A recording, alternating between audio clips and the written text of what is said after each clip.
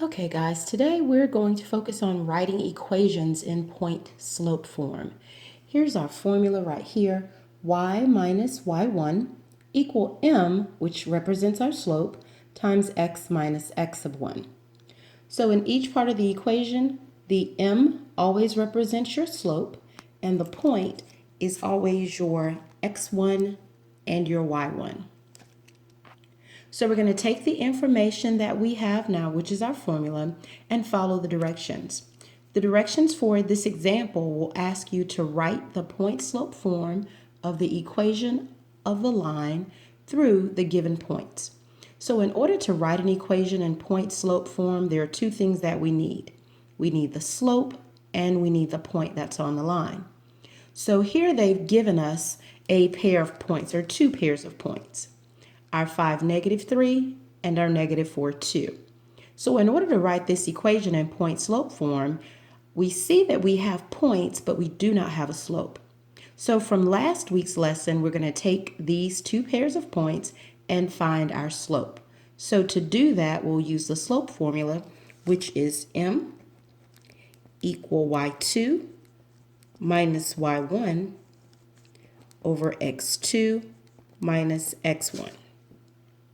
And I can label each of the points that I have. 5 can be my x1, -3 is my y1, -4 is my x2, and 2 is my y2. Now that I have those points labeled, I'm going to take each of those points and plug them into the formula. y2 is replaced with 2, y1 is replaced with -3, x2 is replaced with -4, x1 is replaced with 5. So when we do the computation, that gives us a slope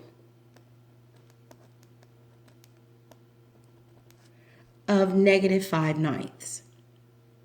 So now that I have my slope, I can take my slope and choose either one of these points to write my equation in point-slope form. So taking the equation, y minus y1 equal the slope times x minus x1. The only thing I'm going to do is substitute either one of these points and the slope that we just found into our given formula.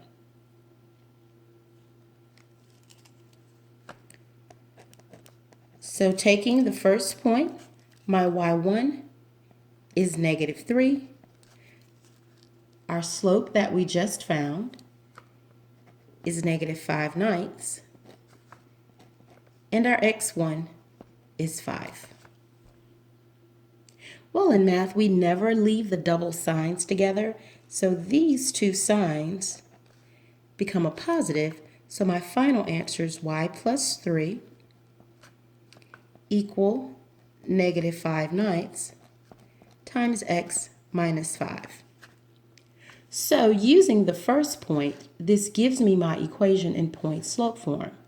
However, I could have also used the second point as well.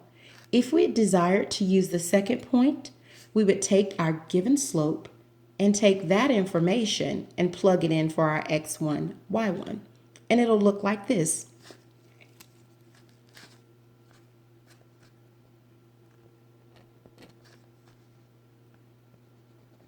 This time we can let our y1 be 2. Our slope is still going to be the -5/9. And our x1 will be -4.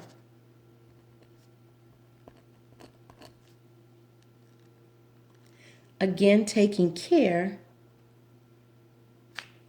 of the double signs here, our final answer is y minus 2 equal -5/9 times x plus 4. So either one of these answers represents the point-slope form for those given points. Either y plus 3 equal -5/9 times x minus 5, or y minus 2 equal negative 5/9 times x plus 4. Now, one other thing we can do with this same problem is take the equation now from point-slope form to slope-intercept form. And that's what we worked on last week. So if I wanted to convert either of these equations to slope-intercept form, I want you to see what's going to happen. So our slope-intercept form is y equal mx plus b. So our goal is to go from point slope to slope intercept with either equations. Doesn't matter which one you use because you'll end up with the same answer. So I'll show you both. So if I wanted to solve this first equation for y, getting it in slope-intercept form, I would rewrite the equation.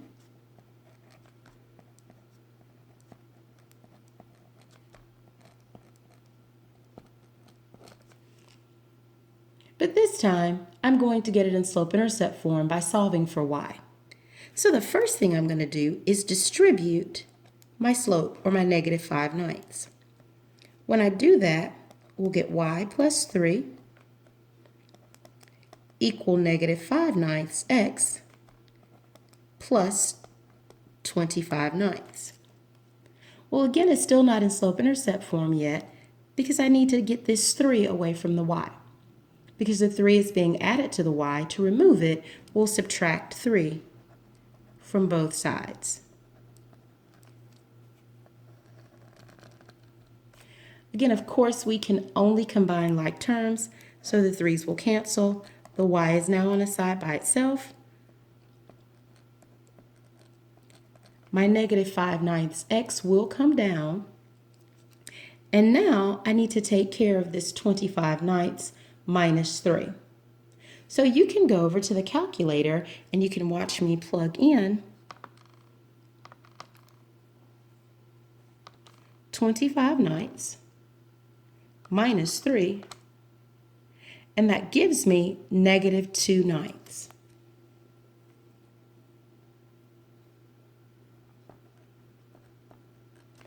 So now, here is my equation in slope-intercept form. So remember, we originally started with these 2 points and we had to write them in point-slope form. So the first thing I did, I found my slope, which was negative 5/9. Then I came back over and plugged everything in to the point-slope formula. And that gave me an equation of y plus 3 equal negative 5/9 times x minus 5. Then I converted this equation to slope-intercept form. And that's just solving the equation for y. And to do that, I distributed the negative 5/9 to the x. That gave me negative 5/9 x. I distributed negative 5/9 to the negative 5. That gave me positive 25/9. And then to solve for the y, I subtracted 3 from both sides. And that left me with y equal negative 5/9 x minus 2/9. Now this part I put in the calculator, but certainly you can do it by hand, and I'll show you that. So doing it by hand, I have 25/9 minus, and I can turn 3 into a fraction by putting a 1 under it. Well, whenever you're adding or subtracting fractions, they must have the same denominator, and the least common denominator is 9. 9 times 1 is 9, so 25 times 1 is 25. So that fraction stays the same. Since 1 times 9 is 9, negative 3 times 9 is negative 27. Now that your denominators are exactly the same, you'll keep that denominator and combine your numerators. 25 minus 27 is negative 2. So whether you use the calculator or whether you do it by hand, you'll still get the same result. Okay, so let's look at what would happen if I chose to transform the other equation using y minus 2 equal negative 5/9 times x plus 4. Well, going through the process of doing the work, I'll distribute negative 5/9 to each of these numbers. That gives us y minus 2 equal negative 5/9 x minus 20 over 9. Well, in order to get the y by itself, I need to get rid of the minus 2.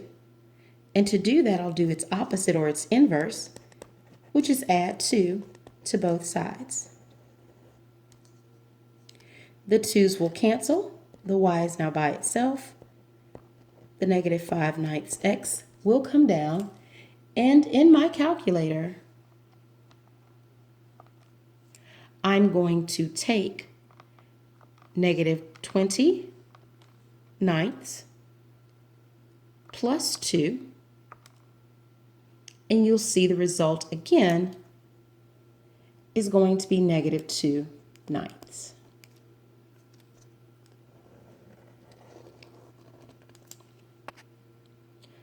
So it doesn't matter which equation you use, whether you use the first equation that came from the first point, or whether you use the second equation that came from the second point.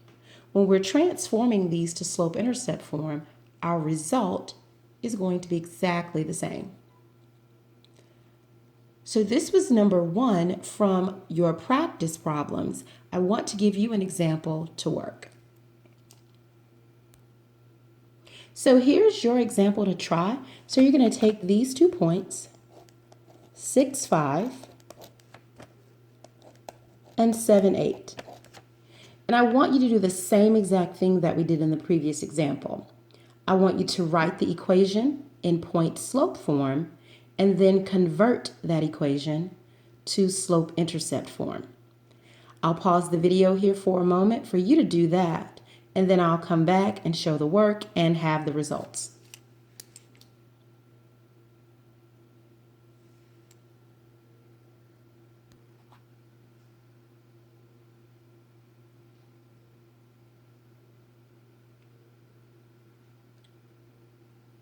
Okay, so hopefully you had an opportunity to work through the process. I want you to see the work that I have here. My first step was finding the slope. I labeled each of my points x1, y1, x2, y2, and then I plugged it into the slope formula to get a slope of 3. Once I found my slope, then I went back and I chose to use the first point. My x1 is 6, my y1 is 5, and I plugged that in. That gave me y minus 5 equal 3 times x minus 6. That's one equation for point slope, or you could have chosen to use the second point, and that gave you y minus 8 equal 3 times x minus 7. Once I found the equation in point slope form, then my next step was to take that equation and convert it to slope intercept. Well, to do that, all I have to do is distribute my 3 or my slope to the grouping symbol. So when I distributed that, that gave me 3x minus 18. Of course, the y minus 5 comes down. Added 5 to both sides, and here's my final result, and I'm done. If you chose to use the second point, the work is exactly the same, and so is the result. The numbers, of course, are just different. Still distributing the slope or distributing the 3, you'll get 3x minus 21, and of course the y minus 8 just comes down. To get the y by itself, you would add 8 to both sides, and of course you see the same result, y equal 3x minus 13. So I hope these examples help with the work that we'll have on this week on writing equations in point slope form.